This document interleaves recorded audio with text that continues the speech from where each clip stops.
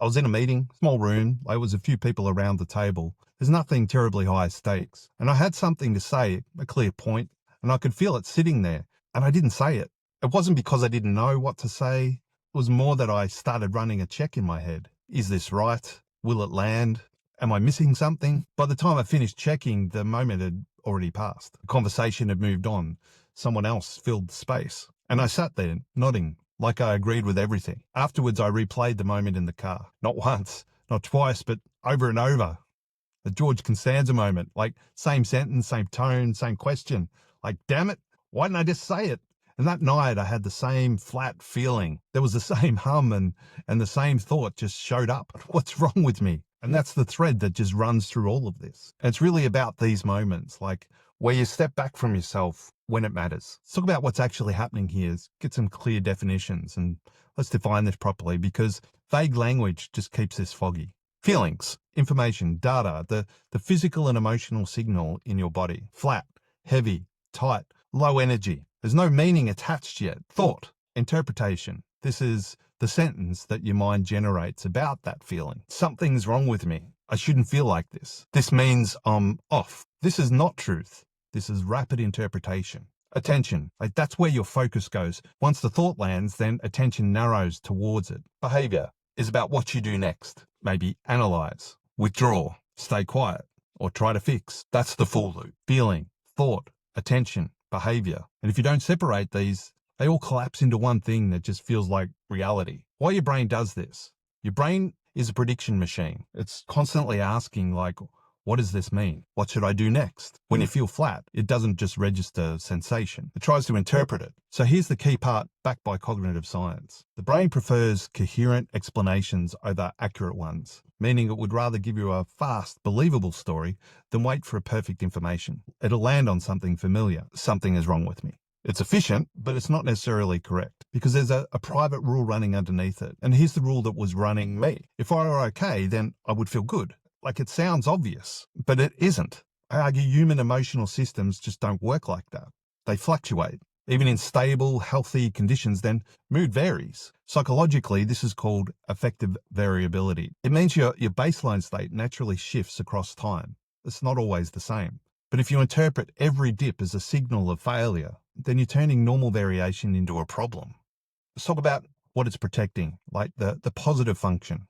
I think this is where, like, most people stop too early and they're not asking what it's doing. Every one of these states has a function. If you think about it, like, anxiety increases preparation and vigilance. Self-criticism enforces standards and reduces perceived risk. Withdrawal reduces exposure to judgment. Overthinking simulates control over uncertainty. This is like classic behavioral psychology. Like, behaviors will persist because they're reinforced. And that makes sense, right? If something didn't work at all, then you wouldn't repeat it. Let's talk about the cost and how that accumulates. For every benefit, then it carries a cost. You get preparation from anxiety. You also get chronic tension. You get improvement from self-criticism. You also get a permanent sense of not being enough. You avoid embarrassment by staying quiet.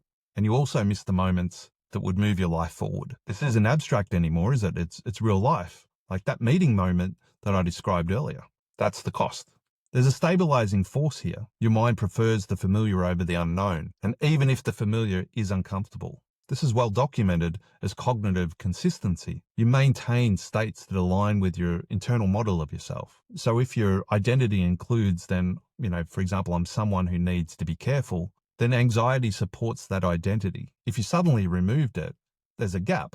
And the system doesn't like gaps. If you could press a magic button instantly and feel calm, confident, and at ease, would you? Most people say yes, but just pause for a moment and actually check and be honest. There's hesitation. The calm you might miss something. The confident you might overstep. The relaxed you might get caught out. So this hesitation isn't irrational. It's a system that's protecting its current strategy. And that makes sense. Total sense. Resistance by David Burns. And this really changed things for me. Like, David Burns calls this resistance. It's the part of you that resists change because the current pattern provides benefits, not weaknesses, not failure. It's more like a competing objective. Part of you wants relief and part of you wants safety. And both are valid. Instead of asking, like, why do I feel this way? What's wrong with me? Instead, you're asking, what is the advantage of feeling this way? what's positive and awesome. And it isn't positive thinking. It's where we get it wrong. It's more like a functional analysis. So when you do it properly, you really get answers, real ones. For example, like feeling flat keeps me from overcommitting. Anxiety prepares me. Self-doubt stops me from being careless. Holding back protects me from immediate rejection. Now we're saying that the system becomes visible, like you can see now that you're not broken. Instead, it's optimizing for a different outcome. That's why it often feels like two people within you. There's a wonderful technique called the paradoxical assessment. It's where it gets really honest. This is the part where you actually face why you're holding on to this. But for good reasons. And it's deeper. It's not just surface level benefit. It's about what it says about you, like what it protects, what it honors, what you're afraid of losing if it goes. What's positive and awesome about your values that this is reflecting. Understanding what really feels at risk. Let's work through this. So flat, you're grounded and emotional and controlled. You're not naive. You don't get carried away or blindsided. If you might open up and feel more and get hurt again. For anxiety, you care deeply. You're switched on. You anticipate problems. If you give it up, you prepare, you stay sharp.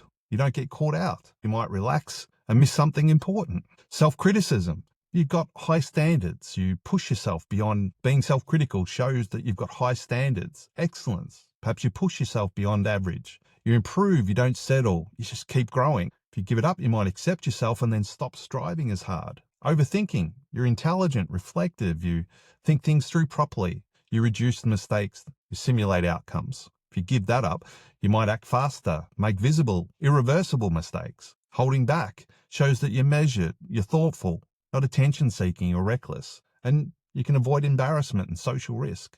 If you give that up, you might speak up, be seen, and be judged or rejected. This is the part most people never write down. Because once you see these, you get them on the table, then you can't pretend it's all bad anymore. And there's something inherently in this that you respect about yourself, which is great, something that you don't want to lose. That's why it stays. So let's go further now that we're understanding this, because this is where it gets real. There are good reasons to hang on to this. Anxiety has probably saved you from real mistakes. Self-criticism has probably pushed you further than comfort ever would. Holding back has probably protected you from moments that, you weren't ready for. So if you rip this out without understanding it, well, you will feel exposed and you will feel like that you've lost something important. That's why most people snap back into it, because they removed a protective mechanism without replacing the function. Let's talk about the real paradox. You don't need to destroy these states, these values, the things that you care about.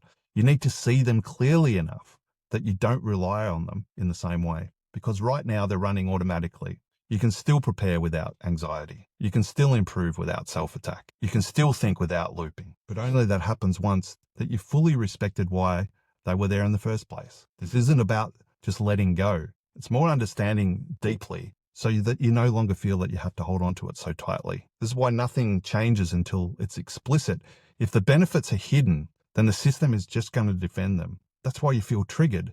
Like you can't drop something that you believe you need. So you'll stay stuck in a contradiction. I want to feel better, and I need this to stay safe. Until that contradiction is made explicit, no technique will work. People believe that reducing anxiety or self-doubt, criticism is going to reduce performance. Evidence suggests otherwise. Performance actually improves when cognitive load decreases. Excessive self-monitoring just reduces working memory capacity and decision-making quality. This means less internal noise and better execution. You don't lose your edge. You remove the interference. Change doesn't just happen because you tell yourself something new. It happens when the system updates its cost-benefit calculation. So when you can clearly see what this state gives you, what it costs without distortion, the system will automatically recalibrate.